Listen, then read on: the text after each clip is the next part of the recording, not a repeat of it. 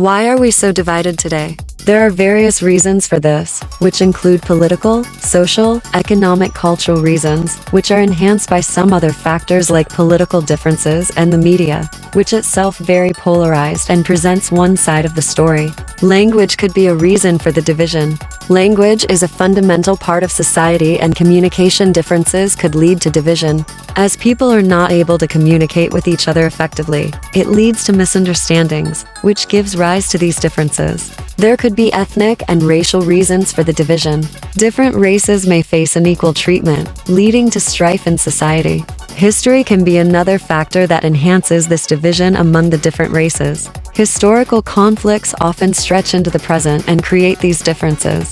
Differences could arise due to subcultures, or they could be due to religious or other ethnic reasons. Differences give rise to prejudice and discrimination, which further divides us in society. Religion is a very significant part of the culture, and differences between them can lead to division, especially when it is not understood and respected by others. There are then divisions that are caused due to the cultural aspect of it related to gender, family, and societal norms. Immigration can be another big factor that leads to this division. Immigration brings diverse people together. Assimilation of the different cultural backgrounds can lead to it. Also, the discussions around immigration are very divisive in themselves. People often take hardline positions on it. Political polarization is the next big factor.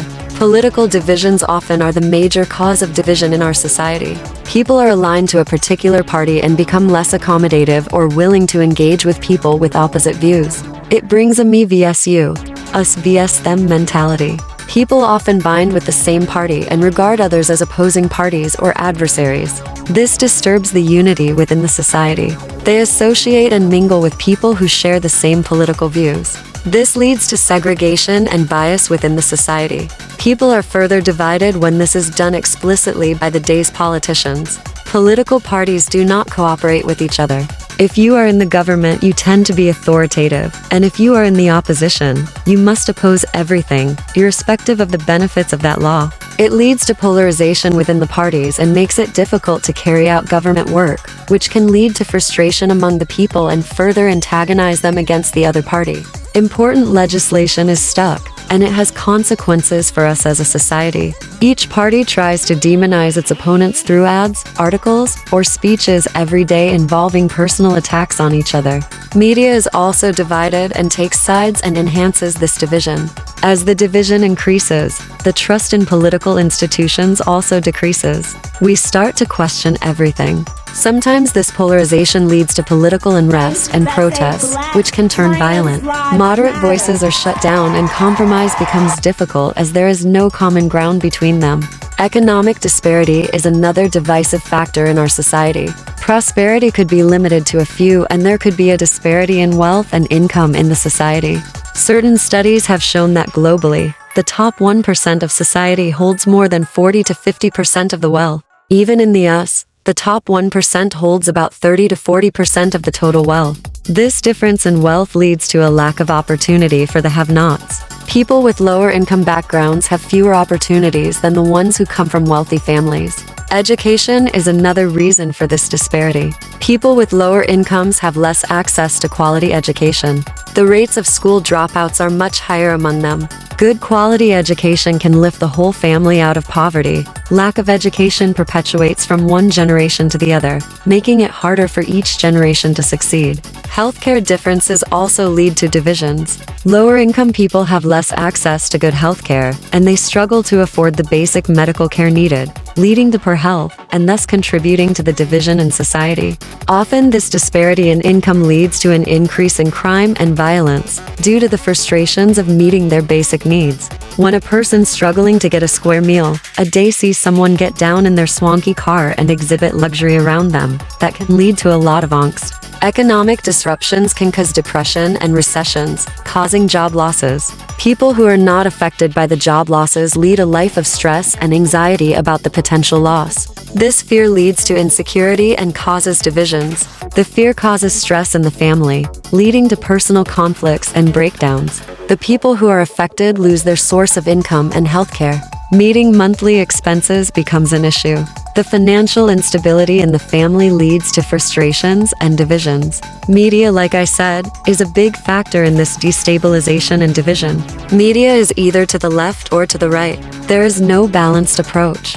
Instead of presenting facts, they start presenting their opinions and biases. They do selective reporting, often reporting stories that cater to their opinions or their audience. There is then a lot of misinformation and disinformation which is spread by the media. These inaccuracies and deliberate falsehoods are spread with the intent to deceive people and perpetuate their ideology. Stories are often emotionally charged and provocative, often crossing the line towards sensationalism. People also start choosing and following media based on their ideology, as that media supports their biases. Media outlets have become partisan, often supporting and propagating one side of the political spectrum they are aligned to. Lack of proper content sometimes leads to sensationalism or trivialization of a particular topic. So, media and people both become polarized, increasing the division in our societies. Social media, which is a more recent phenomenon, has increased this polarization further. Information has become available very easily, and that makes it easier to spread fake news. Social media exposes its brand of readers to some extreme views. People adopt more extreme positions over time as their beliefs are reinforced through these outlets. Social media often presents stories based on the user's browsing history. If someone is already biased, they get similar stories to see, which will further make them more orthodox and stauncher in their beliefs. When such people engage with opposite views, it often leads to a toxic environment of hate and discrimination. As people get these views reinforced, it leads to conspiracy theories creating distrust, cynicism, skepticism, and apathy. People become more vulnerable to manipulations through those instruments. There are some events which are outside our control. The same thing happened in the COVID pandemic. Our lives were disrupted, and it caused a lot of distress and anxiety among a large section of society. Allocation of resources, particular policies, and advice for people to follow during that crisis leads to division. Wearing masks to prevent the spread of the virus is a case in point. There are historical injustices that have carried on. These could be related to racial discrimination or colonization and can cause deep divisions within the society. Ethnic and religious groups also carry their biases and cause these disruptions and tensions. These historical prejudices can carry over the generations. Territorial disputes can carry over as border issues remain unresolved among nations. Lack of empathy for others leads to biases for others with different viewpoints. Instead of engaging in a healthy debate, the public discourse becomes confrontational. Is there a way out? There should always be hope. No matter how things may be, there should be hope that things will get better. A few things can be done to reduce or eliminate the divisions in our society. Education and access to quality education should be the priority of any government, right from early childhood to higher ed. Our public schools offer free education, but imagine how a struggling mom will send her kid to school if she must pick them up in the afternoon or evening. She may not get time from her work to do it. We need to have better facilities for her, maybe a preschool or after-school boarding facility. Our tax system is flawed. Wealthy people end up paying less taxes than those who struggle with their expenses. Higher taxes should be borne by people who earn more, with fewer loopholes for them to evade taxes. An increase in the minimum wage will help most of the people. Cities have become unaffordable for most of the population. Housing is out of reach of most people. Building more affordable housing could be one step in that direction. Medicare, Medicaid, and Social Security are struggling. We need to think about ways to strengthen and save them. The option of a more affordable health care for people will help. We need to increase transparency and accountability within the public and government. There is no single way to tackle this, but some steps need to be taken before it is too late. Conclusion: the divisions we see in society today are the result of a complex interplay of historical, psychological, technological, and socio-political factors. While the challenges are significant, understanding the roots of these divisions is the first step towards addressing them. By promoting inclusive policies, fostering dialogue, and encouraging critical engagement with information, it is possible to work towards a more cohesive and united society.